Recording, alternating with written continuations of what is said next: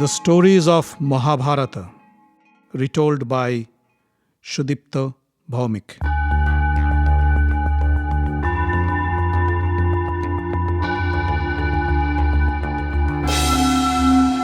Welcome, dear friends, to another episode of the stories of Mahabharata. In the last episode, we heard about Arjuna's journey to acquire weapons from the gods. We also heard how Arjuna pleased Lord Shiva and received the deadly Pashupat weapon as a gift.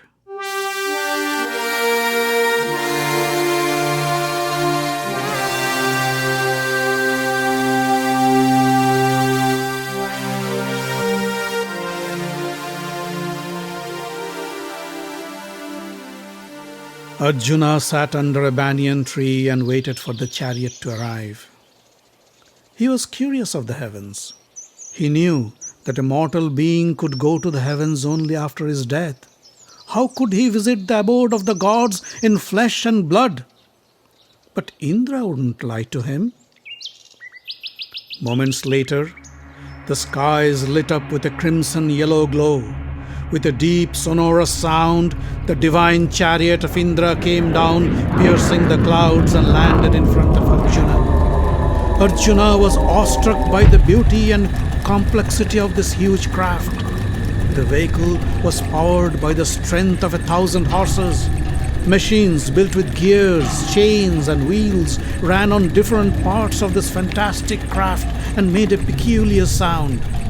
The deck was loaded with various weapons ranging from swords, bows, arrows, spears, missiles, and many others. The charioteer, Matali, opened the door and said, "Arjuna, I'm here to take you to the heavens. Please, mount the chariot. Your father Indra and the other gods are waiting to meet you." Arjuna bowed to him and said, "I am honored to have this opportunity to ride this divine chariot. Let the divine horses that power this craft calm down a little while I finish my prayers." Arjuna came back to the banyan tree and worshipped his ancestors and asked for their blessings before embarking on his journey. Then he stepped into the chariot and Matali closed the doors. With a deep growl, the craft powered up and lifted off the ground. And to Arjuna's amazement, the chariot climbed to the clouds above and raced towards the heavens at an incredible speed. Soon the chariot left the visible world and entered a realm in space where there was no sun or moon. The stars, which looked tiny from the earth, now seemed much larger.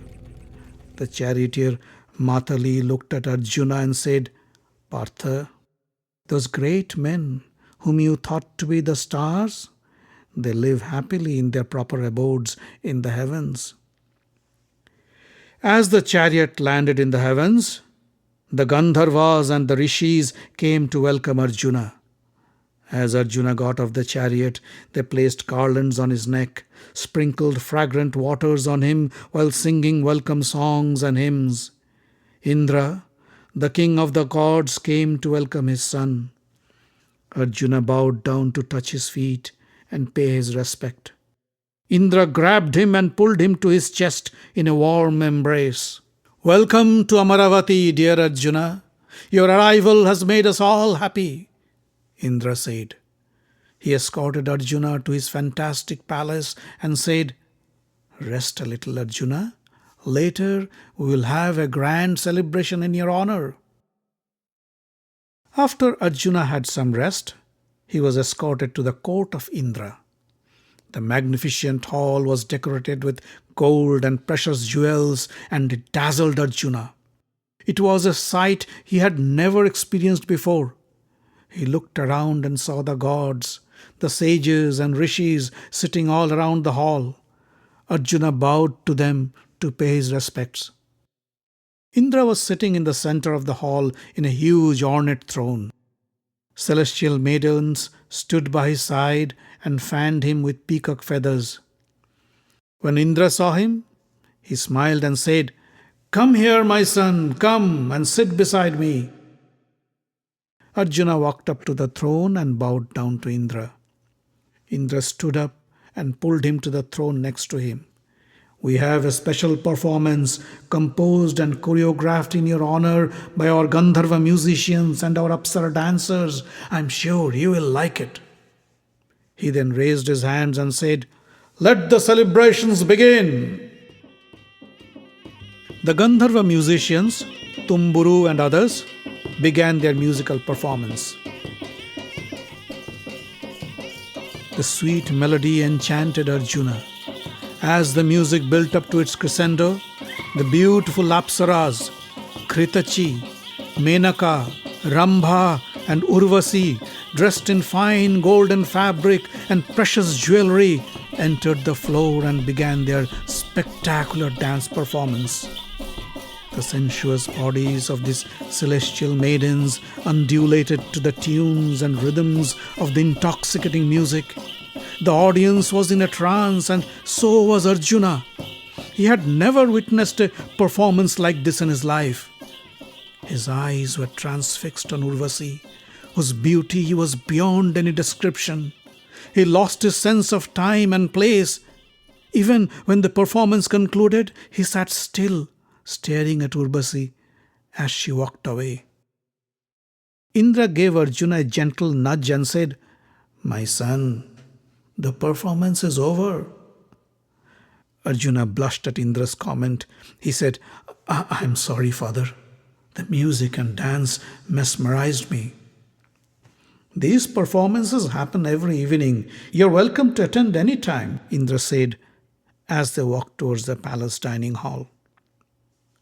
During dinner, Indra said, "Arjuna, it seems you have a strong liking for music and dance. Why don't you take some lessons from Chitrasena, the Gandharva? He is the best instructor one can have." Arjuna was a bit surprised at the proposal. He said, "Yes, I love music and dance, but I am a Kshatriya and my job is to fight battles, not dance." Indra smiled and said, "I don't think it's forbidden for a Kshatriya to practice music and dance. Music and dance can help you relax and be well prepared for a battle. It can also make you more creative in using your weaponry. I will instruct Chitrasena to teach you music and dance from tomorrow." Arjuna was still hesitant. He said, "But father, I am here to learn about your divine weapons." "Don't worry, you will learn how to use the weapons, but learn the performing arts too. You never know when they will come in handy."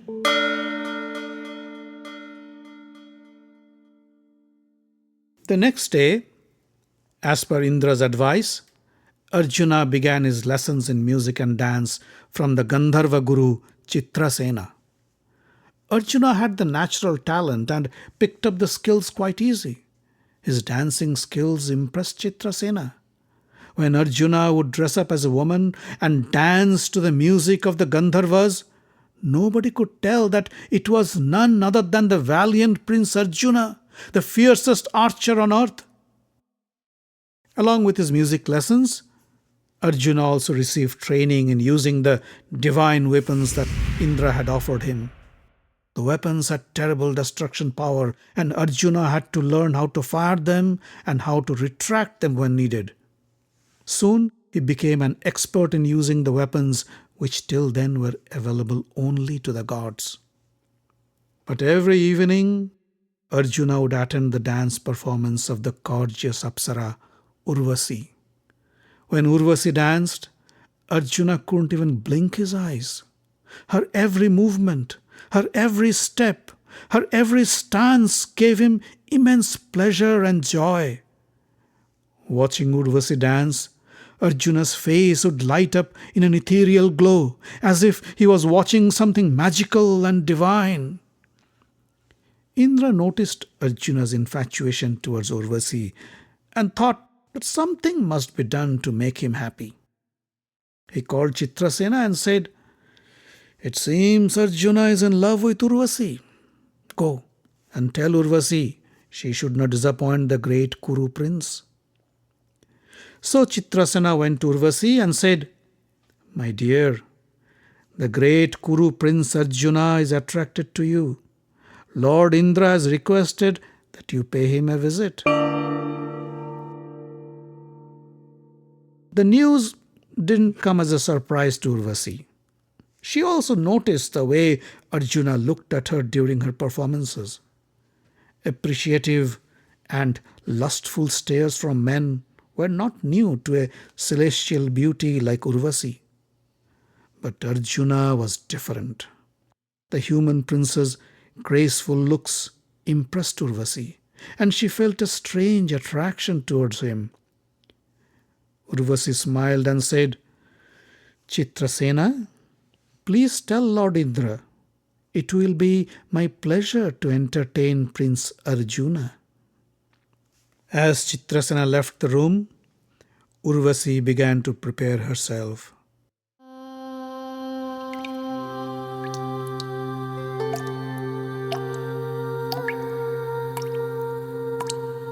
She bathed in fragrant water, put on her most sensuous dress, wore pearl necklaces on her long and graceful neck, and golden bracelets on her nimble wrist. She put on silver anklets that tinkled with each step. She chewed betel leaves that made her lips crimson-colored and her breath fragrant. And then, when the moon rose to adorn the night sky, she departed for Arjuna's residence. Arjuna was in his room, going through the procedures he had learned to use the divine weapons that day. He knew the only way to perfect his skills is through rigorous practice. He went through his notes again and again to make sure he missed nothing. Just then, he heard a knock on the door.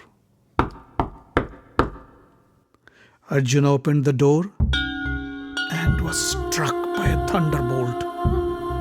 The beautiful Apsara Urvasi was standing at his door. He was in a state of shock and amazement. Urvasi smiled and said, Prince Arjuna, won't you ask me to come in? Or should I leave from your doorstep?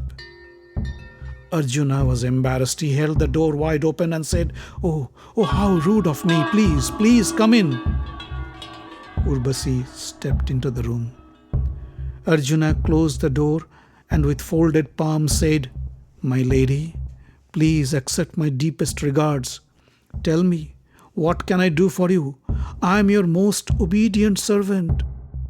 Urvasi laughed and said, My servant?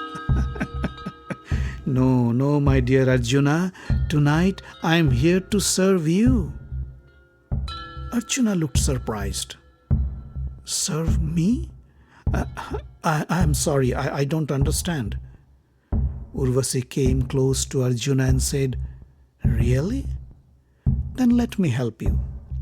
Your dance teacher Chitrasena says that you seem to be quite infatuated with me.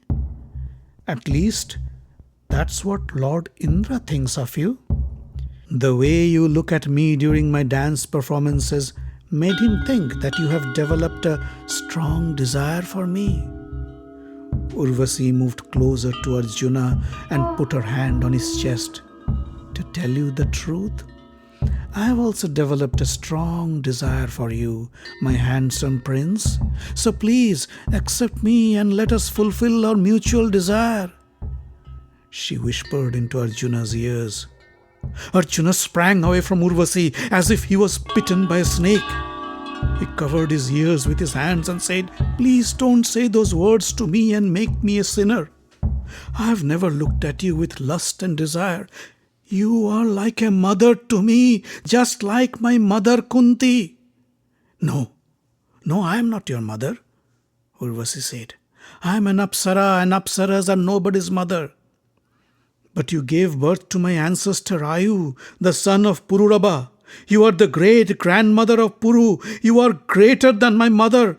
And that's why I looked at you with amazement. How could you be still so youthful, so beautiful, and so graceful? Pardon me if my eyes carried the wrong message. Arjuna knelt in front of Urvasi's feet with his palms folded, but Urvasi was furious. "No man has ever dared to refuse her," she said. "I told you, I am a celestial maiden, an Apsara. You should not treat me like a mere mortal. The laws of human relationships don't govern our actions. Many of your ancestors have had relationships with me and have fulfilled my desire with pleasure. You should not hesitate either. Come to me, please me." Urvasi held Arjuna and tried to wrap him in her embrace. Arjuna pulled himself out of her hands and fell down to her knees. "I beg your pardon, my lady. Please, don't lure me anymore. I cannot think of you as a lover. I can think of you only as a mother figure." Urvasi was trembling with rage. She said, "Arjuna, I came here at your father's request and offered myself to you. I offered you the greatest pleasure a man could dream of. But like a eunuch, you rejected me and denied to fulfill my desire. For this, I curse you. You will become a eunuch and live an unworthy life amongst women." Urvasi stormed out of the room, with Arjuna lying helpless on the floor. When Indra came to know of Urvasi's curse, he called Arjuna and said, "My son, today you have made Kunti a proud mother. Your self-control and resolve would even put a rishi to shame. Don't worry about your curse. During the 13th year of your exile, when you have to live in hiding, this curse would come handy. You'll spend the year as a eunuch dancer as your disguise. But at the end of the year, you'll regain your manhood." Relieved, Arjuna spent 5 long years in the heavens with his father Indra and became an expert in divine weapons and a virtuoso in music and dance.